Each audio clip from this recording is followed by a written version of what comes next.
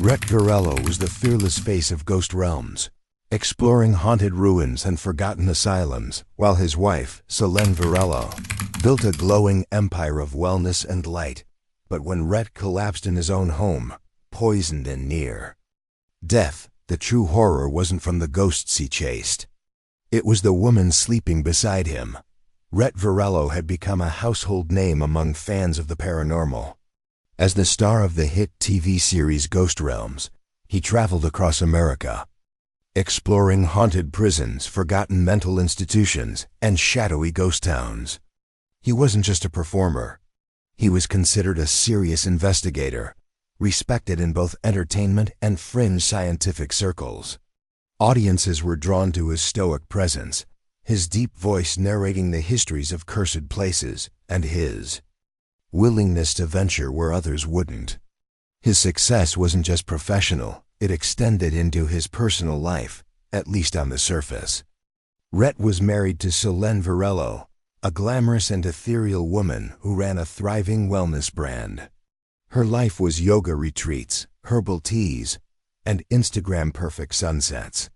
Together, they embodied the idea of balance, his dark, eerie explorations, countered by her radiant energy and peaceful aesthetic. To their fans, they were the definition of relationship goals. The couple had recently built a sprawling modern home in the Arizona desert, a place both claimed had energetic pull, located not far from ancient indigenous burial sites. Solenne would often post about the home's spiritual alignment, while Rhett called it a refuge from the chaos of life on the road. But behind the scenes, something much darker was brewing. Their friends had noticed changes. Rhett had grown more withdrawn, losing his usual sarcasm and spark during production shoots. Crew members whispered that he seemed nervous, even paranoid. Meanwhile, Solenne's posts had become increasingly strange, rambling captions about soul separation and cosmic betrayal. Most brushed it off as spiritual eccentricity. No one connected it to danger. It was after filming an episode in a remote ghost town in Nevada that everything began to unravel. The shoot had been intense, unexplained audio interference, battery drain, and what Rhett described in a private voice memo as the most oppressive presence I've ever felt. But it wasn't a spirit that nearly killed him. It was what happened after they returned home. Just 2 days after wrapping production, Rhett collapsed in the hallway of their home. He had been vomiting, shaking violently, and losing consciousness. Solenne claimed he'd been under immense stress and likely dehydrated. He was rushed to the hospital, barely responsive. Doctors were baffled. His blood pressure had crashed. His organs were under strain. They ran toxicology reports, checked for infections, and treated him for possible food poisoning. Rhett survived, but just barely. After a few days, he regained strength, but his memory of the collapse was fragmented. He dismissed it publicly as exhaustion. The incident made a few tabloid headlines, but with no conclusive diagnosis and no official statement from Rhett, the case faded. What no one knew was that behind the scenes, one doctor had found something odd in his blood work: traces of aconitine, a rare and extremely deadly poison derived from monkshood, a plant not easily available. Because it can mimic symptoms of natural illness, it often goes undetected. The doctor, unsure of whether this was accidental or criminal, sent the findings to a forensic toxicologist, Dr. Navon Gless, who flagged it for law enforcement. But it would take weeks before that information made it to Detective Arla Crowley, a veteran investigator known for her quiet, methodical work. When she finally received the file, something clicked. This wasn't random. A famous man nearly dying in his own home under vague conditions, and now with traces of a rare toxin. It wasn't just strange, it was suspicious. And as Arla dug deeper, she began to unravel a truth more chilling than anything Rhett had ever encountered on one of his ghost investigations. While the public still believed Rhett's illness was the result of paranormal stress or overwork, Arla began to follow a very different trail, one that would lead her to Solenne, her wellness empire, and a plot so carefully crafted that it almost succeeded in becoming the perfect crime. The haunting Rhett had feared wasn't from the ghost town in Nevada, it was something far closer. Something terrifyingly personal. Dr. Nathan Gless had worked on hundreds of poisoning cases. But when the sample from Rhett Virello's toxicology report landed on his desk, it gave him pause. The substance in Rhett's bloodstream was aconitine, a plant-based neurotoxin that targets the nervous system, slows the heart, and mimics cardiac arrest. Known as the Queen of Poisons, it was rare and nearly impossible to detect after a short time. What made this case unusual was how cleanly it had been administered. No raw traces, no taste, no smell. It had been blended, likely with something Rhett consumed regularly. Gless submitted his findings to the local authorities, and that's when Detective Arla Crowley was pulled into the case. Arla was meticulous. She had a reputation for solving cold cases and sniffing out motives buried in layers of manipulation. This wasn't just an accidental overdose or food poisoning, it was deliberate.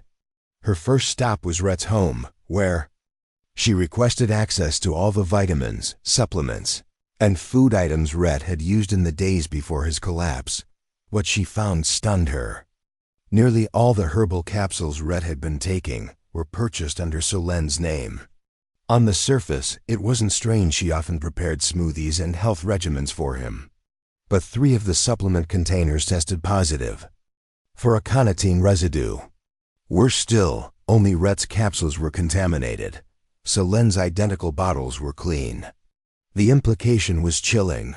The poison had been added intentionally and selectively. Digging deeper, Arla obtained a warrant to search Solenne's browser history and devices. What she discovered was a trail of digital breadcrumbs pointing to premeditation. Solenne had searched terms like how to poison someone without getting caught, aconitine dosage in humans, and natural poisons that mimic illness. She had also visited forums on rare herbs and obscure Eastern medicines, especially focusing on aconitum plants, which aren't available through normal wellness retailers. The final piece of the puzzle came from an email recovered from a private server. Solenne had contacted an overseas herbalist months earlier using an encrypted email account, requesting an untraceable compound for spiritual purging. The herbalist, already under investigation for illegal exports, turned over a copy of their conversation. Solenne had specifically mentioned a client who refuses to release his negative energy and needs a full reset. The timing aligned perfectly with the weeks leading up to Rhett's collapse. Meanwhile, Rhett was unaware of how deep the threat had gone. He had recovered enough to begin pre-production for a new season and was keeping his illness private. The Faye production team chalked it up to stress, but Arla's investigation was moving faster than anyone realized.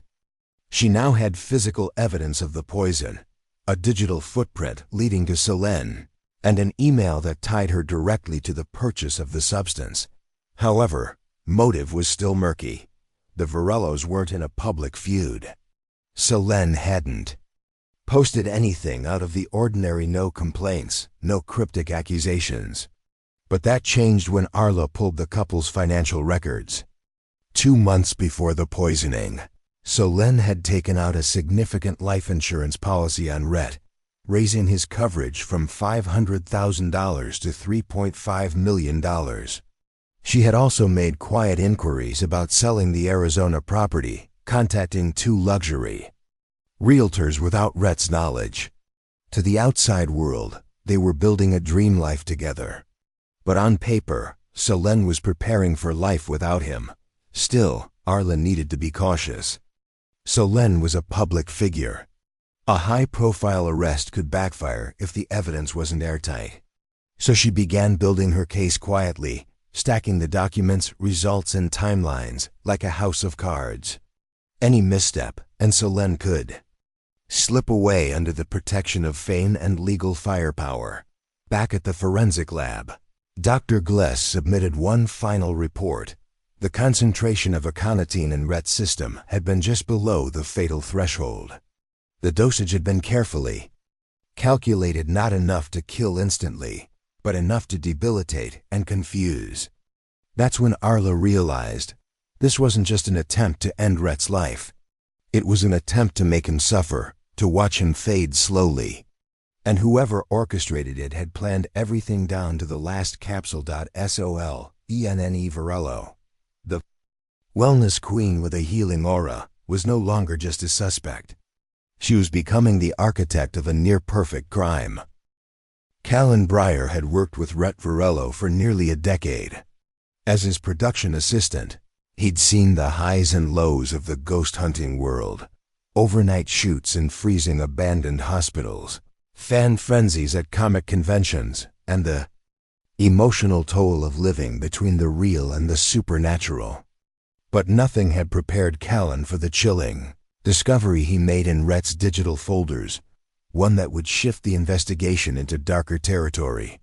A few weeks after Rhett's recovery, Callan had been tasked with organizing archived footage and personal documents for an upcoming documentary. While sorting through folders on Rhett's encrypted drive, he found a draft of a legal document dated 3 weeks before the poisoning. It was a revised will. The contents were shocking. Solenne, who had previously been listed as the sole beneficiary, had been removed entirely. In her place, Callan was named as the executor, and all of Rhett's assets were placed into a trust designated for charitable causes and a preservation fund for historical paranormal sites. Even more unusual was a specific clause: if Rhett died under suspicious or unresolved medical circumstances, the estate would be frozen and subjected to a mandatory independent criminal review before any funds could be accessed. Callan knew immediately this wasn't a normal change. Rhett had suspected something or someone. Callan took the document straight to Detective Arla Crowley, who was already knee-deep in Solenne's internet history and financial movements. The revised will added a critical layer to the motive. Solenne must have discovered that Rhett was preparing to cut her out of his legacy entirely. The timing was damning. She had doubled his life insurance shortly after the date on the revised will. To Arla, it now looked like a race Rhett trying to protect himself, and Solenne acting before he could make it official. But there was more. Arla pulled security footage from inside the Virello home, recorded on a private system Rhett had installed for privacy after several break-ins by obsessed fans. In one grainy video, dated just days before his hospitalization, Solenne could be seen standing over the kitchen counter, opening a supplement bottle and transferring capsules into a small black pouch. She then returned the bottle to the shelf. She wasn't being careless. She knew exactly what the cameras could and couldn't see. But her mistake was leaving behind subtle evidence of tampering. The capsules in the pouch were later found in her yoga studio bag during a search. Lab results confirmed they contained aconitine. It was the final piece Arla needed. Still, Solenne had been careful. No fingerprints on the inside of the bottles. No purchase receipts with her name. The herbalist had used a fake business address in Lithuania. And yet, she couldn't erase her digital trail. Investigators found she had used a VPN to mask her location while communicating with the seller. But even the most sophisticated VPNs left behind metadata timestamps, browser fingerprints, and behavioral patterns that forensic analysts traced directly to her home IP. Solenne's online persona, which had once been filled with calming affirmations and breathwork tutorials, began to shift in tone. Her posts became erratic. One caption read, "Sometimes the universe must remove what no longer serves your evolution." Followers assumed she was speaking spiritually. Arla suspected it was something more sinister, a coded message to herself. A way to justify what she had done. Then came the final mistake. Solenne sent a follow-up email to the herbalist's encrypted account, asking for a faster, more silent version of what you sent before. She used the same phrasing, the same pseudonym, and the same writing style as the first message. What she didn't realize was that the account had been under surveillance by international authorities for months.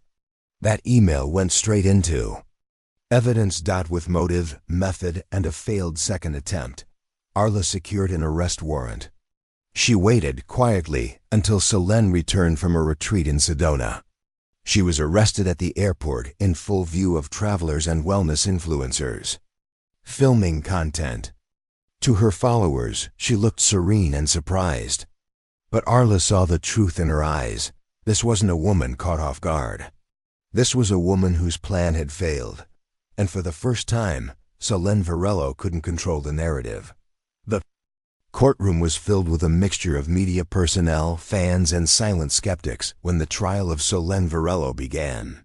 From the moment the public learned that the wellness icon had been charged with attempting to murder her famous husband, Rhett Virello, the case became a national obsession. Headlines called it the ghost marriage poison plot. Social media erupted with conspiracy theories. Some believed Solenne had been framed. Others were convinced she had dabbled in dark rituals, using her spiritual beliefs as a mask for something far more dangerous. The prosecution built a careful, methodical case.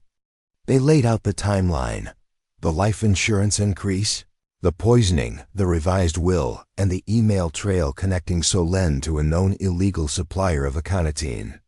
Expert witnesses testified that the dose in Rhett's system had been calculated to disable but not immediately kill enough to create confusion and make his death look natural. Forensic toxicologists presented proof of the poison in his supplements. Metadata experts traced Solenne's anonymous communications directly to her devices. But perhaps the most powerful moment came when Callan Breyer took the stand. He testified about Rhett's fears, his decision to revise his will, and the quiet paranoia that had taken hold in the weeks before his collapse. Callan described Rhett as emotionally torn, a man who didn't want to believe his wife was trying to kill him, but who had started preparing for the possibility. His words brought a hush to the room. For many, it was the first time the emotional toll of the crime became truly real. The defense attempted to discredit the evidence. They argued that Rhett's ghost hunting work exposed him to countless unknown environmental toxins and psychological stress. They implied that his supplements may have been tampered with by someone in the production crew. Solenne's attorney painted her as a devoted wife targeted by jealous outsiders who wanted Rhett's fortune and fame. They even introduced theories of spiritual warfare, suggesting that something malevolent followed Rhett home from the ghost town in Nevada, but these tactics didn't hold. The physical evidence was overwhelming. The security footage, the poisoned capsules found in her yoga bag, the timing of the insurance policy all pointed in one direction. The prosecution reminded the jury that this wasn't about spirits or bad energy. It was about intention, about methodical planning, about a woman who presented herself as a healer while secretly orchestrating a slow, painful death for her husband. When it came time for sentencing, the atmosphere was tense. Solenne remained composed, dressed in pale tones that made her look more like a lifestyle guru than a convicted criminal. But all eyes were on Rhett, who sat silently in the front row, pale and visibly shaken. For weeks he had stayed quiet, avoiding interviews and staying out of the spotlight. But in that moment, as the judge prepared to deliver the sentence, his composure broke.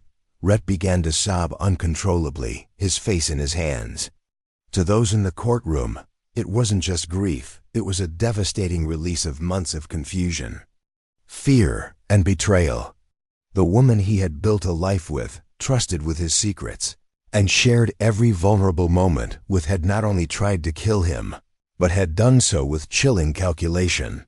The judge handed Solenne a 28-year prison sentence for attempted murder and use of a biological agent with intent to harm. There would be no parole for the first 18 years. As the verdict was read, Solenne didn't flinch. She didn't cry or plead. She stood still, her face unreadable. Whether it was acceptance, denial, or defiance, no one could be sure. Reporters gathered outside the courtroom to document Rhett's exit.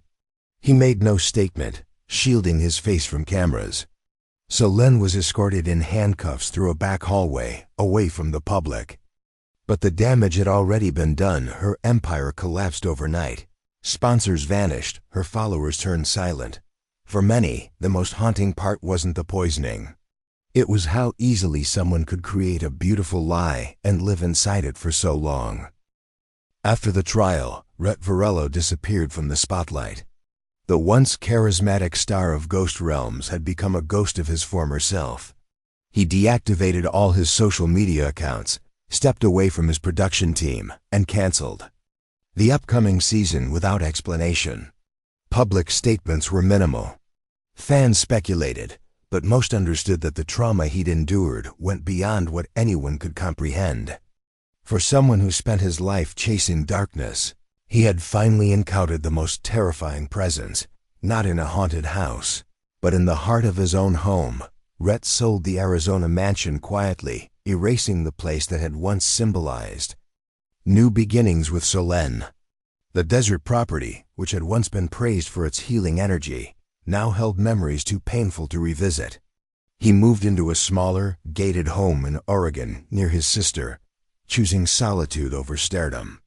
For the first few months, he reportedly refused interviews, refused offers for books, and even declined a multi-million-dollar deal for a Netflix dramatization of the case.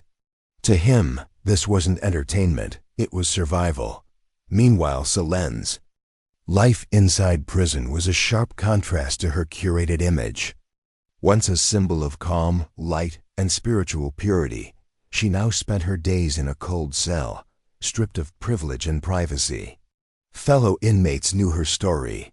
Some admired her calm demeanor, others feared her reputation.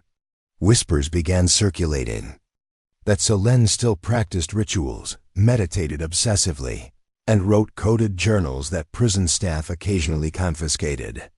Whether these were signs of guilt, delusion, or manipulation remained a mystery.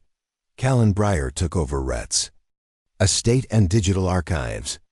He was careful with the material, preserving footage, writings, and voice memos from Rhett's career. He knew someday, perhaps when Rhett was ready, the story might need to be told, not as tabloid fodder, but as a cautionary tale. Callan also began a small side project, creating a database of unresolved celebrity-related crimes in tribute to Rhett's experience. It quickly gained traction, praised for its accuracy and depth. Quietly, Callan became a figure of advocacy for victims of domestic crimes hidden behind public fame. Detective Arla Crowley filed away the Virello case in a separate folder on her desk marked Psychological Spiritual Manipulation. In her decades of work, she had never encountered a case so layered in performance, belief, and intent. She believed Solenne never saw her actions as evil. To Arla, that was the most dangerous kind of criminal, the one who believes they are saving the person they're harming. A year after the trial, Rhett finally broke his silence. In a short video uploaded without fanfare, he appeared older, thinner, but composed. He spoke directly into the camera. "I've faced shadows in the darkest places on earth," he said. "But nothing prepared me for the darkness you invite into your life, thinking it's love." He confirmed he would not return to Ghost Realms, but planned to produce a new series focused on healing and recovery after trauma. Not paranormal, just human. The video went viral within hours. Messages of support flooded in. Fans who had once followed Rhett for ghost stories now connected to him on a deeper level. They no longer saw him as a fearless investigator. They saw him as a man who had survived the unimaginable. Solenne, meanwhile, faded from the headlines. Her wellness brand was taken offline, her followers abandoned her pages, and her family stopped speaking publicly. She became a symbol of how beauty, calm, and light could be manipulated into tools of destruction. The final remnants of her former life were reduced to archived screenshots, frozen in time. In the end, the most haunting story Rhett Virello ever told wasn't aired on television or captured in an abandoned asylum. It happened in daylight, behind the walls of a carefully curated home, with someone who once whispered affirmations and poured his tea. And perhaps that's the scariest part of all: evil doesn't always wear a mask. Sometimes it wears a smile.